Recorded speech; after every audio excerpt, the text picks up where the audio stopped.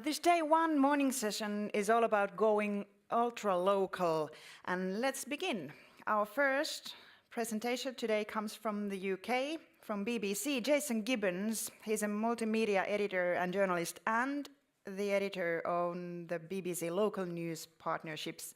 And Jason is here to talk about impactful journalism through a partnership model. So, welcome, Jason. Thank you.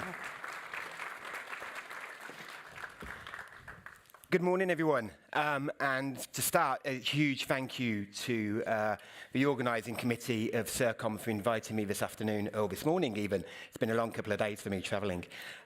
Thank you to the committee for inviting me to CIRCOM. It's an absolute pleasure and honour to be here. I was also going to start by referencing Eurovision and offer my congratulations to Bulgaria. A wonderful song, was very much enjoyed in my household. I was going to reference Eurovision because I think, looking at a room full of friends and neighbours from across Europe, this is the closest I will ever get to actually appearing at Eurovision. So it's a real honour to be here. But I'm also seeking great reassurance in Eurovision tradition in the fact that by the time all the acts have performed, nobody will remember how bad the first one was. So please don't say you haven't been warned, and it will be Grande Bretagne nil point. So just a little bit of context. I work for the part of the BBC that serves the nations and regions of the United Kingdom, leading a project that supports the wider commercial local news sector across the country. So while I'm going to spend around 25 minutes explaining my role and what I do and the project that I lead, my primary aim is to take your questions. So I'll leave plenty of time to hear from you and offer guidance and support if you think some of the solutions we found in the United Kingdom could be of benefit to your home nations. But before I get into the detail of what that means, I want to first take you back to 2018. 2018 was the year that France beat Croatia to win the Football World Cup. Allez les Bleus, and congratulations belatedly to our French delegates, who I've met a couple of already. Maybe this year, after 60 years of hurt, it will be England's turn once again, but I'm not holding out much hope. And returning again to the Eurovision theme, 2018 was the year that Netta of Israel took top honours in a competition hosted in the beautiful city of Lisbon. And here in Finland, the UN's World Happiness Report once again named it the happiest country in the world. A fact, I'm sure, that is in no way connected to the country having one sauna for every 2 residents.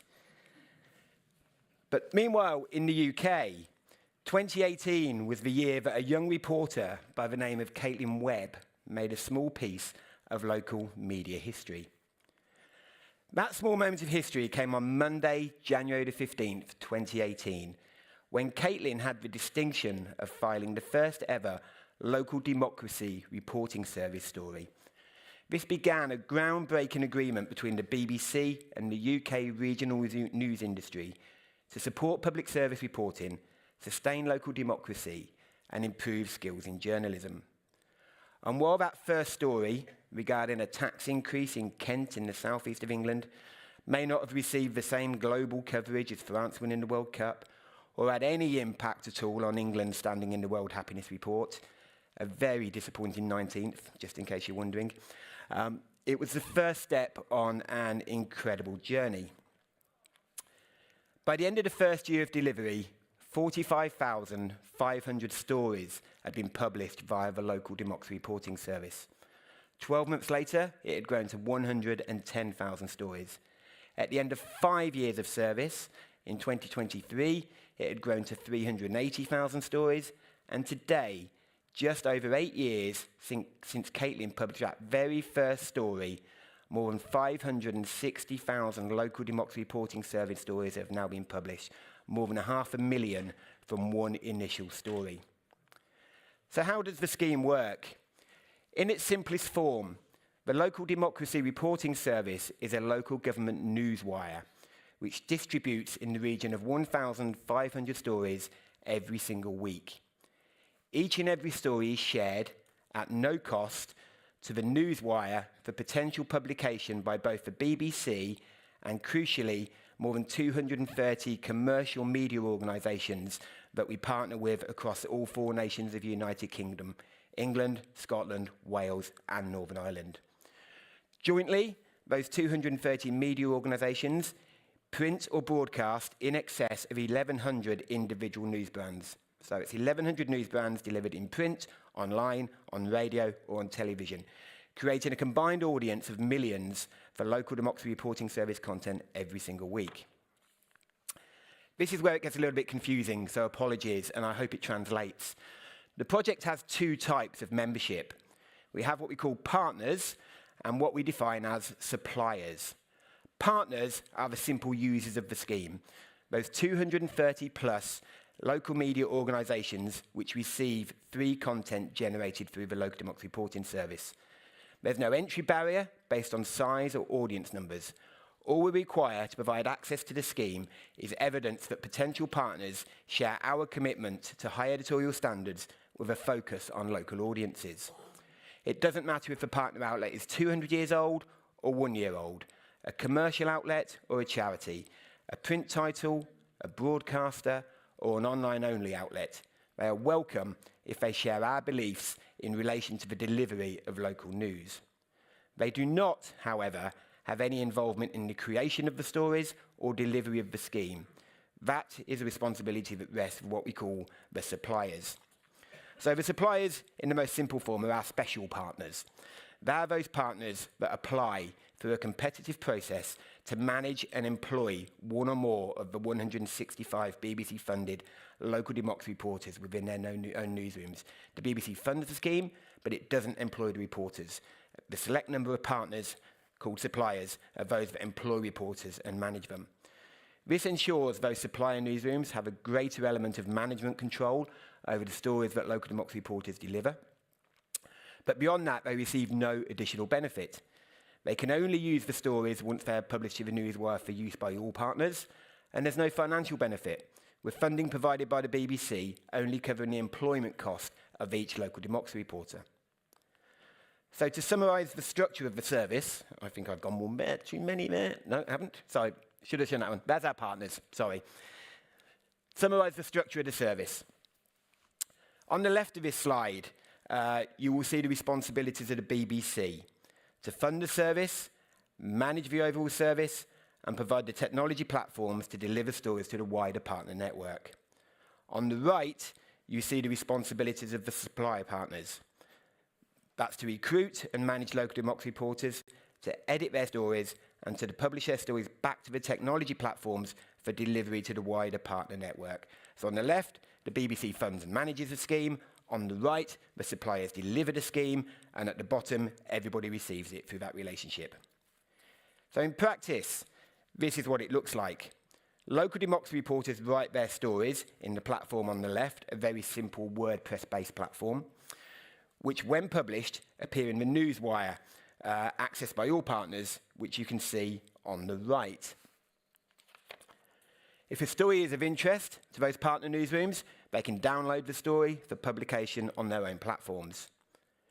Here, you'll see one story downloaded and published by 3 different news outlets, including the BBC and some regional news titles elsewhere in the country. The top one is actually a local radio station. And this is a common scenario for many of the stories that are published via the scheme. One story, delivered by one journalist, used by multiple news outlets. So let's just pause for a brief moment to remind you of the key purpose of the local democracy reporting service. At a headline level, we work with the News Media Association, which represents the majority of national, regional and local publishers in the United Kingdom, to support public service reporting, sustain local democracy and improve skills in journalism. The headline brief to all 165 local democracy reporters is to provide impartial coverage of the regular business and workings of local authorities in the UK and other relevant democratic institutions, basically any organisation that is publicly funded, report on the decision-making process and what decisions are made in the public's name. This means everything they do must be within the framework of local governance and local democracy. The reporters do not, for example, report on a break in fire, crime or general public interest stories. But that doesn't mean they're short of work, far from it. Local government in the UK is a deep well of news, and our local democracy reporters are best placed to pull out the stories of greatest public interest and public value. To highlight the question I'm often asked, what are the best stories these local democracy reporters have ever delivered? You try finding the best from a pool of 500,000. It's not easy, and a lot of very good stories pass me by completely. But here's just a few highlights of some of the work that's been uncovered.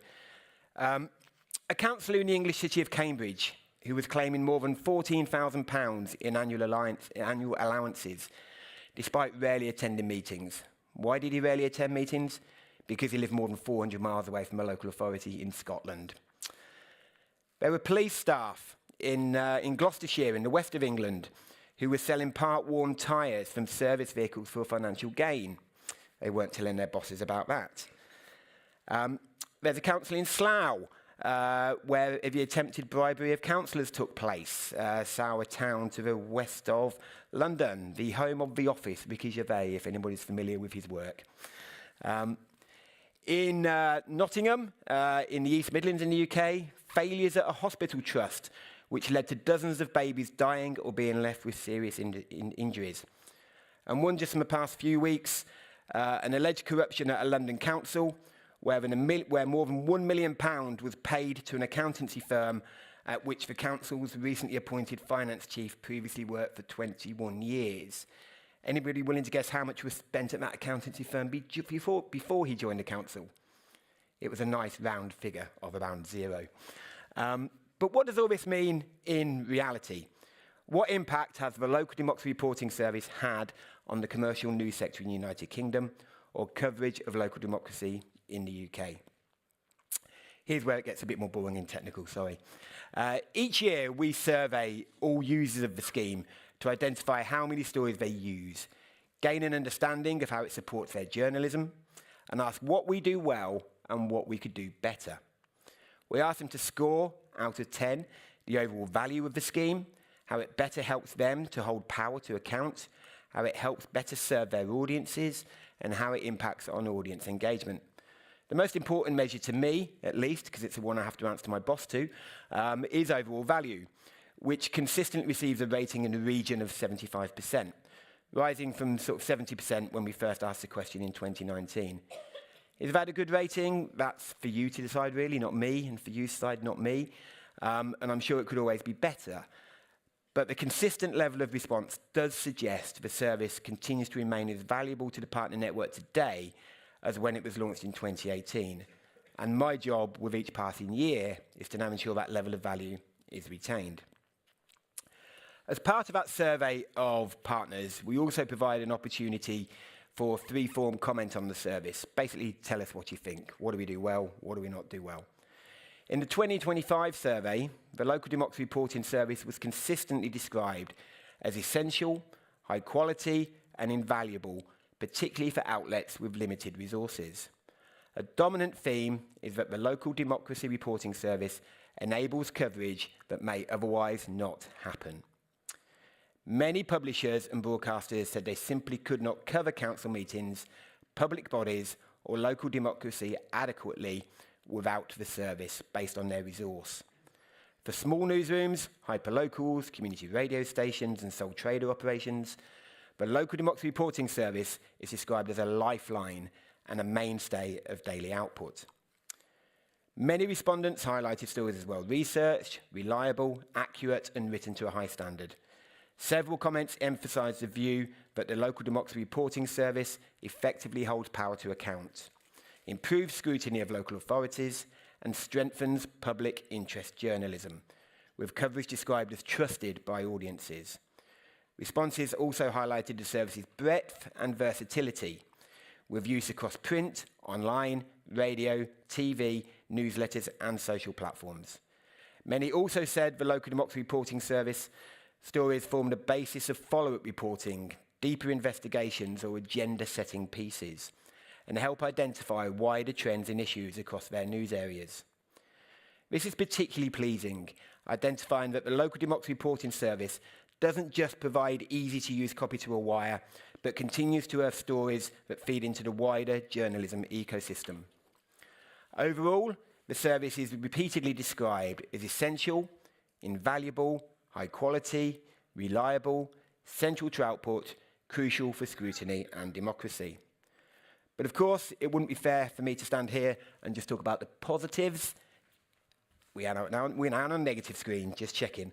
And as much as I prefer to focus on the previous slide, as we say in the UK, we can't please all of the people all of the time. So while the local democracy reporting service is widely valued, some partners raise concerns that it can limit usefulness. Inconsistency is a recurring theme. Inconsistent quality can be a recurring theme, with respondents reporting variation between standards of 165 reporters.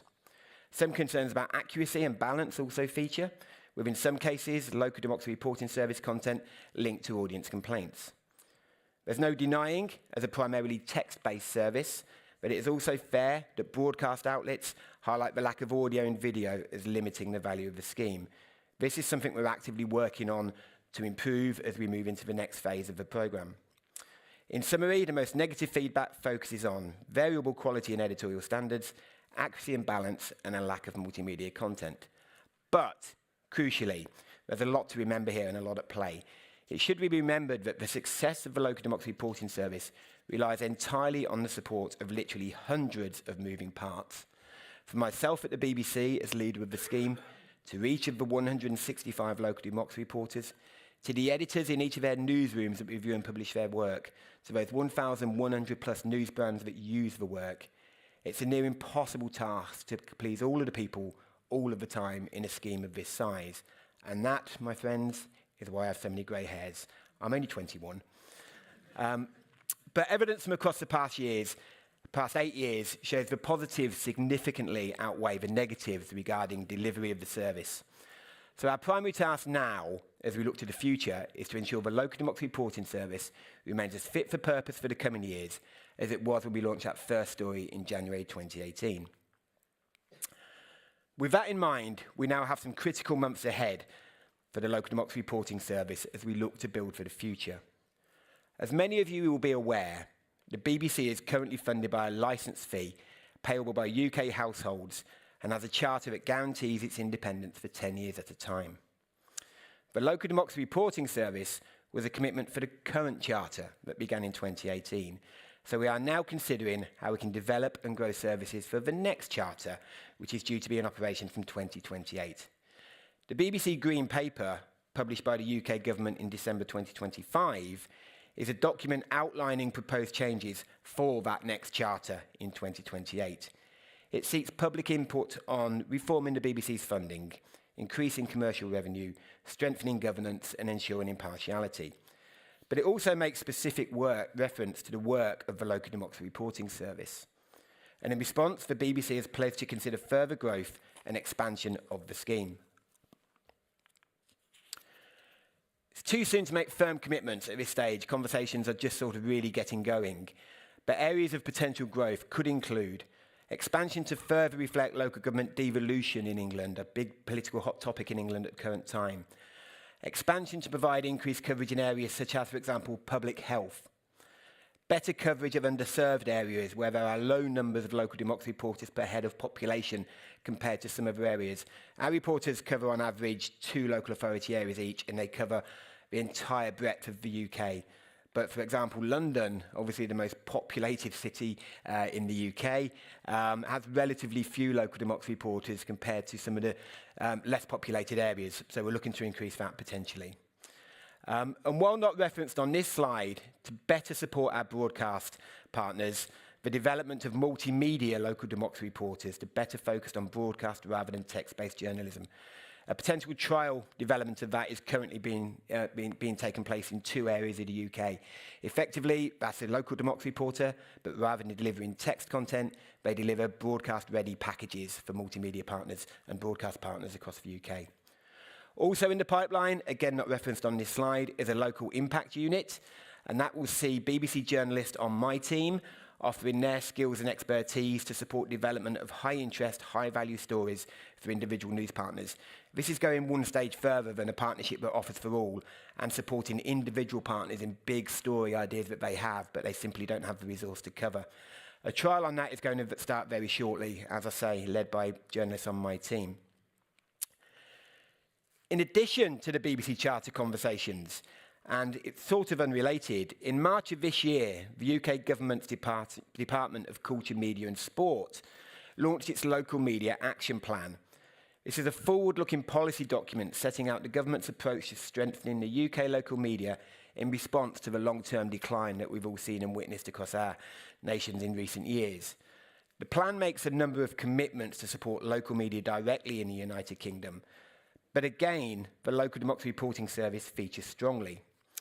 The Local Democracy Reporting Service, it states, must be future-proofed and able to adapt to changes in the local news market to guarantee its ability to continue providing democratically vital local journalism over the next 10 years. It further states, we'll work with local media stakeholders and the BBC to identify any necessary reforms or improvements to the service and the most proportionate means of implementing those, taking into account its impact on plurality, local democracy and financial sustainability of local media. So effectively where we're at is we're 8 years in now. We're coming to the end of our initial 10-year agreement to operate.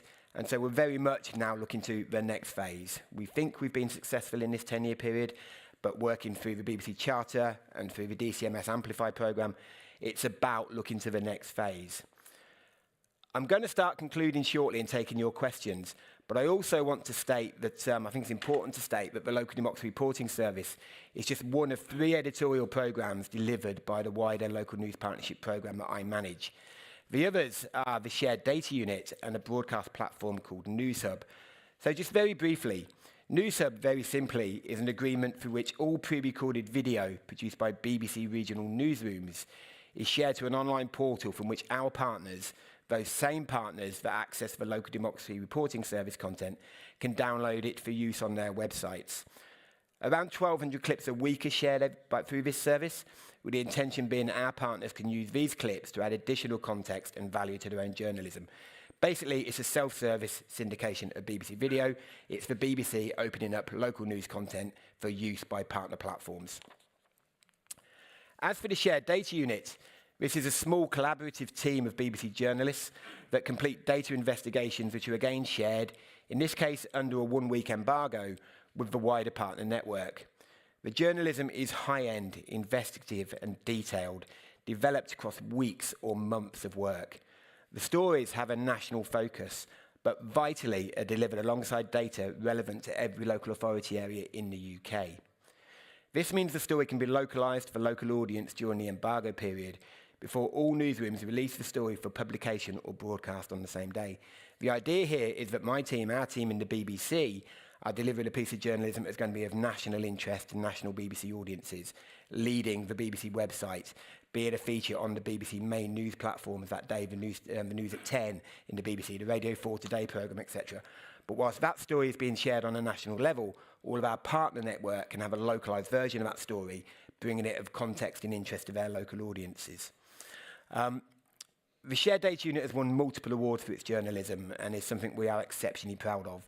But like NewsHub, for some reason, it's not something that's ever talked about as much as the Local Democracy Reporting Service.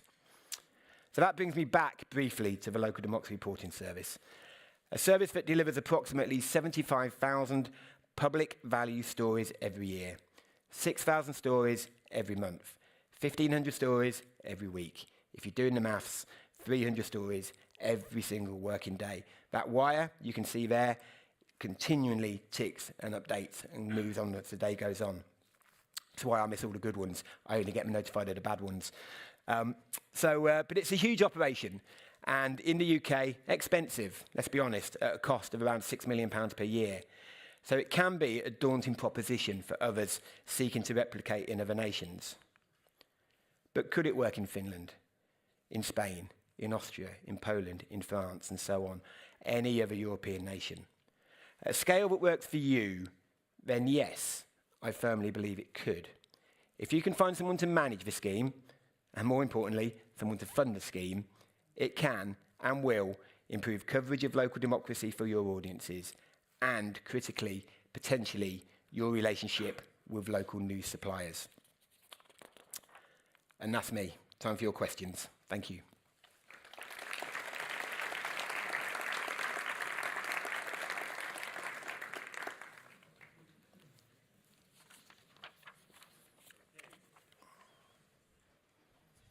Okay, ladies and gentlemen, thank you first of all, Jason Gibbins. Now, everyone, this is the famous QR code. Now it's your time to vote. Bangaranga. Go. So show your camera to the QR code and fill in a question to Mr. Gibbins, please. If I may start. Yes, please. How good is the connection between different parts of the local BBCs? Let's say BBC Scotland and BBC Wales. Do they communicate daily? And if so, how it is possible to succeed? Yes. I mean, the BBC is a huge organisation. That's why. We have meetings so we can set a meeting. And so lots of meetings do take place. I think in terms of the nations of the BBC, they operate reasonably independently. So England has an England management structure. Scotland, Wales, Northern Ireland equally have management structures. But all four of those nations receive access to our work. They receive it in the BBC Newswire. I don't have daily meetings with them or daily conversations with them to highlight what's coming in. But all of our local democracy reporters, one of their jobs each week is to provide a week ahead diary so that all of our news partners in every newsroom have an indication of what stories they can expect, and the BBC will receive that. So yes, multiple meetings take place above the BBC, but I don't have daily meetings with colleagues across the BBC to outline the work of the service. If we think of the nationwide BBC, how well do they receive the local news? Are they accepted, so to speak, also to the nationwide publication? I've got BBC colleagues in this room who probably answer this question better than I can. But yes, the BBC will filter up. So all of our local teams in local, working with local audiences and working in local areas, will be doing the reporting on local platforms, and the stories that are of interest will filter up to the BBC front page, for example, on the website. So whenever there's a big story, it's then competing with the international news and the national news that the BBC is also known for. You have some questions available. Oh, goodness me. Thank you. You can choose. Right, I'll start at the top. How the quality of the content articles is controlled. That is the responsibility of those supplier organisations I talked about, those organisations that employ the local democracy reporters. Just to be clear, again, we don't employ the reporters. We manage the service, but we don't manage or employ individual reporters. So we are entirely reliant on the quality of their newsrooms. The competitive process that we go through for newsrooms to employ a local democracy reporter, that's where we try and ensure that the quality is high enough that we can trust those newsrooms to manage the reporters to the standards and qualities expected and required.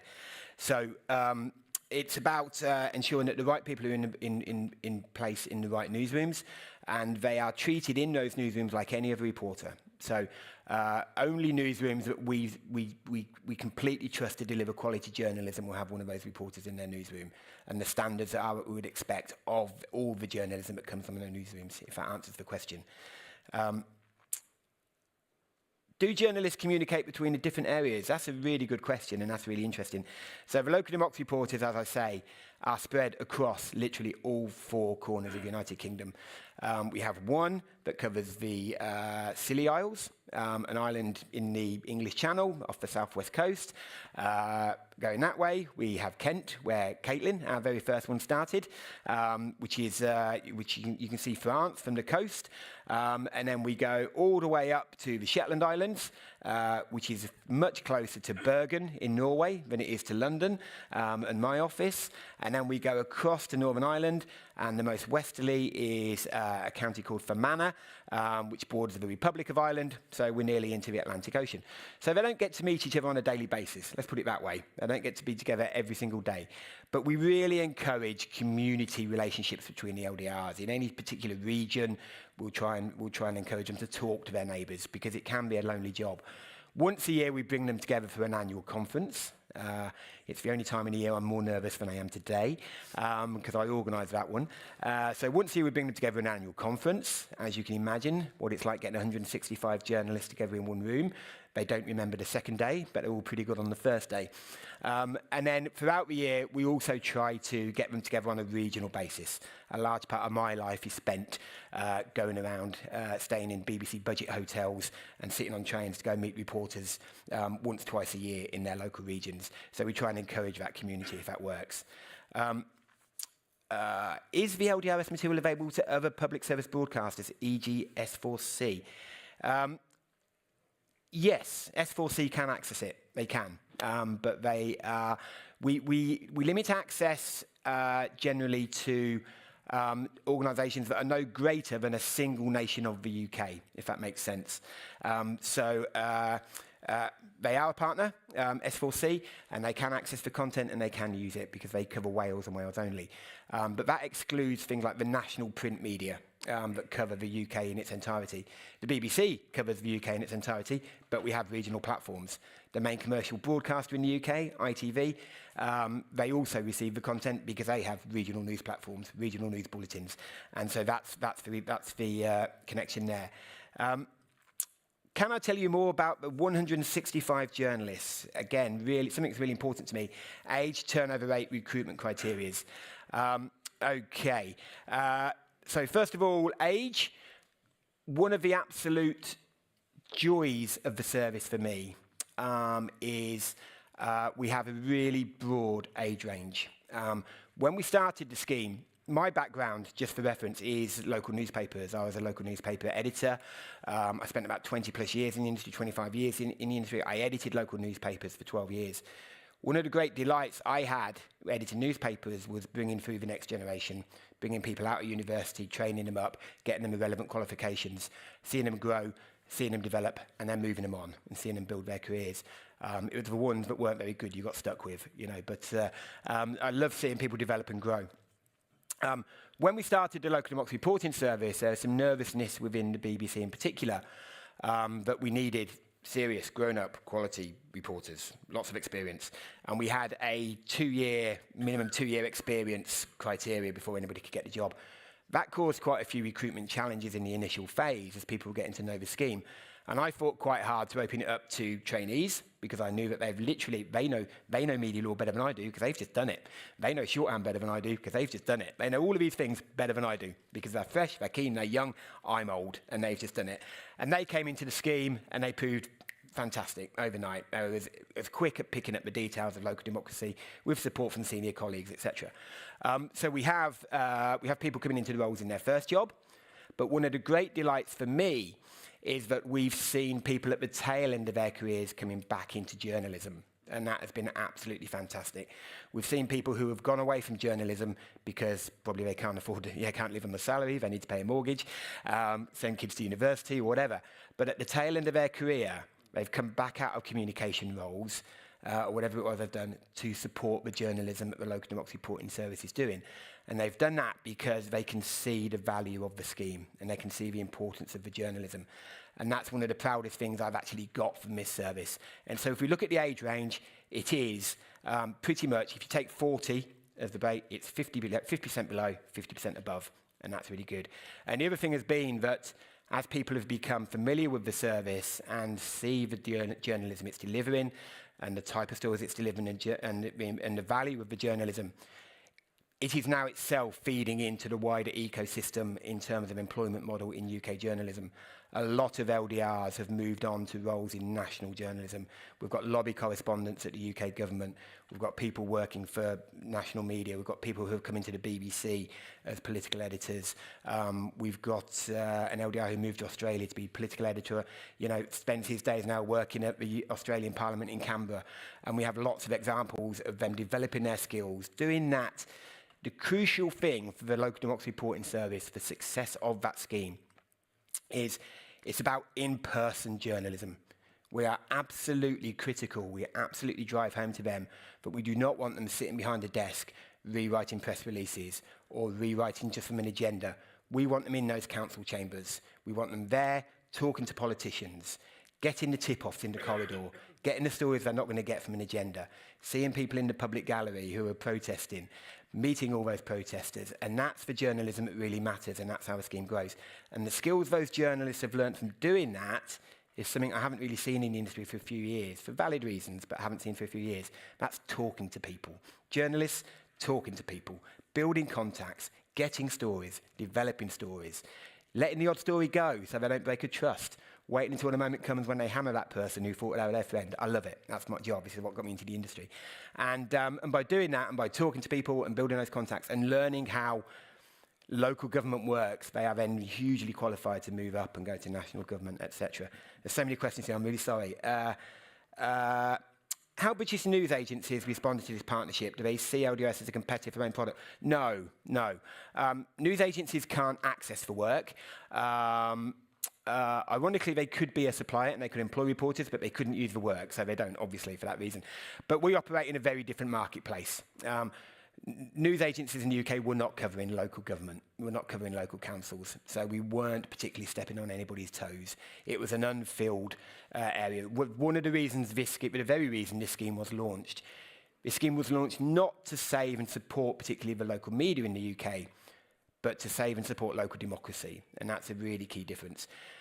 Very long story short, the challenges that we all know the commercial media sector went through, loss of financial revenues, one of the first things to go as newsrooms were restricted in size in terms of reporter numbers was coverage of local council. Not because it wasn't important, but because it didn't get the online clicks in the same numbers. So it wasn't helping them generate revenues online. And that meant that local council chambers were meeting, but nobody was covering it. Nobody was reporting on it. And that was the gap we found in the UK. Suddenly we had councils going bankrupt, literally bankrupt. My home county went bankrupt. I didn't know about it. I'm a journalist. I barely knew about it until it was about to happen. And they stopped emptying my bins. It's like, hang on, what is this? And so that's why we had to step into this area. That's why we had to step into this field and make sure that it's covered. But yeah, in terms of news agencies, no, they were absolutely fine. We obviously communicated with them. We engaged with the entire sector before we launched. They were on board with what we were doing. Where shall I go now? Anybody got a particular one here they particularly want an answer to? Thank you on behalf of Bangaranga. I'm not going to sing it. Can I speak a little slower? I'm sorry. I really came here today going, speak slowly. Speak slowly. I am so sorry. But good point. That's what I'll be remembered for. What's prevented other regional operators in Europe from applying your scheme? You tell me, I think. I've spoken to various broadcasters and partners across not only Europe but the wider areas, really, New Zealand and Australia and Canada, and New Zealand has taken up a version of the scheme. Canada had a sort of a different subject area, but also used the basics of our scheme to develop. I'm talking fast again. Slow down. In terms of Europe, I think what prevents people from doing it is fear of scale. It is complicated. There's no denying it. It is very, very complicated, and you need buy-in from, as I said, literally hundreds of people, hundreds of different partners, hundreds of organisations. Everyone has to be committed to making it work. And the other thing, of course, is expense. In the UK, it is a £6 million plus year project. You have to find that money. You have to have commitment to do that. But what I would say is scale. You do not have to do it on the scale that we have done it. You could do one local democracy reporter per region, and if we were to look at that map, we saw Finland earlier, I think you've got, is it 13 regional news outlets? Sorry? Okay. However many regional news platforms you have, one per region is a start. One reporter per region that over time builds the reputation for being the local government reporter. And so I think it's about, the first thing is a desire to make it work. If this matters to you, if this is a problem you have in your nations, if you think local democracy is not being reported on in these fractured times, in a time when it's harder and harder to know who to trust, who to listen to, who we should be listening from, then I think, you should be getting in a room and saying, is there anything we can do? Is there anything we can do? And it also does build that relationship with local commercial partners. Local commercial partners will always have a fight with public service broadcasters. We all know that. You shouldn't be doing what we're doing. You shouldn't be doing, why have you got that on your online news site? Why are you doing this? Why are you doing that? That hasn't solved all of those arguments in the UK. This hasn't solved all those arguments in the UK. But What it has done is shown that the BBC is open to engage, open to support, willing to support them, and willing to fund journalism that supports them. So it's over to you guys. We're always here. I love jumping on a plane, particularly love Scandinavia, but I'm willing to go anywhere. But we're here to help. I see that's part of my role, to share our learning, share our experiences, and if anybody is considering it, I'm happy to set up a Zoom call and talk you through some of the more detailed elements of the scheme. How important are radio and TV compared to written journalism articles on the apps and webs? Someone just expand that one on me. What do we mean by that, if that's possible? I'm just struggling to think of the... It's the video and the audio. How important are video and audio in comparison to written articles? To the written articles? In my region, we go further and further in the articles. Yeah. While we're a broadcaster station. Yeah. Yeah, thank you. So I think, as I sort of referenced in my presentation, it is a text-based service. It is favouring print publishers, and that is the nature of the beast a little bit. Broadcast journalism, as you all know, takes time and effort to create. And so, but broadcasters, first of all, will use the text to create their own stories. But we are very keen. We're in a digital world now. As we look to the next 10 years of this service compared to 2018, a lot has changed in that time. We didn't have Substack. We didn't have podcasts. None of that was factored into our thinking about what this service should look like. So we're now sort of having those conversations about what can we do. How can we make sure that people can create reels, for example, for their socials? And so the current 165, we're asking them to be much more proactive when it comes to broadcast material, not deliver broadcast-ready packages, but deliver clips that broadcasters can put into a package and use the words to fill around that package, if that makes sense. But then we've got a trial in 2 areas where we've got multimedia local democracy reporters, and that won't be on anything like the scale of the 165 that we have. That will be, if we roll that out long term, that will be 1 per BBC region, for example. So, again, that's a starting point, and we just couldn't afford to do any more than that. Did that answer the question? Sorry. You say people should go into the councils, go into the world and talk to people, politicians. Yeah. People have to see and listen to people they interview, but we only get shortcuts Yeah. now. How do we secure the good journalism within interviews of 5 minutes? Maybe. Yeah. Very long. Yeah. I think the thing I would say, and I always stress this, is that the local democracy reporting service is an additional tool. It's not there to replace any existing journalism. It's an additional tool. So I stress this to all of our partner newsrooms.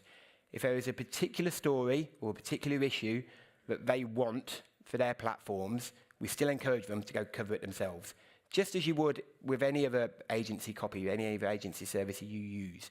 So we say to all of our partners, and I say it to my BBC colleagues regularly, don't sit at home. If you really, really want that story, if you've got that identified as a bulletin lead tomorrow, the Democracy Reporter will be there perhaps, but send one of your own journalists as well, And I think that a combination of it all will get us hopefully gets where you think we should be.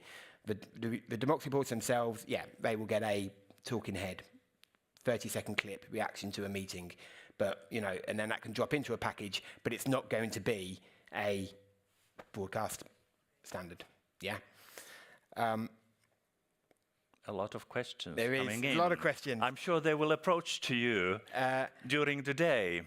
Okay. Let's have one more and there's then- There's one here. Sorry, there's one here. Is it under threat as the BBC makes cuts? Is the Director General in the room? I just wanted to know who's asking that. We don't. The BBC has got to save £500 million, I think, in about the next 2 years or something like that. But that's all we really know at the moment, and all BBC services will obviously be under consideration. But at the moment, we've got no idea. I think yeah, obviously local democracy reporters have asked me this very same question. What I say to them is that they will know when I know if there's anything to update on that, and then every sort of body across the BBC knows what the plans are to save those cuts. I take some comfort from the fact that we are very much involved in the next charter conversation. We're involved in the Government Amplify report that I referenced in my presentation. I think the fact that the industry does rely so heavily on this service now as well for its own journalism, hopefully offers us a measure of protection. But, put me down. I'll come back again in 10 years, see if I'm still here. Ladies and gentlemen, thank you for Jason Gibbins.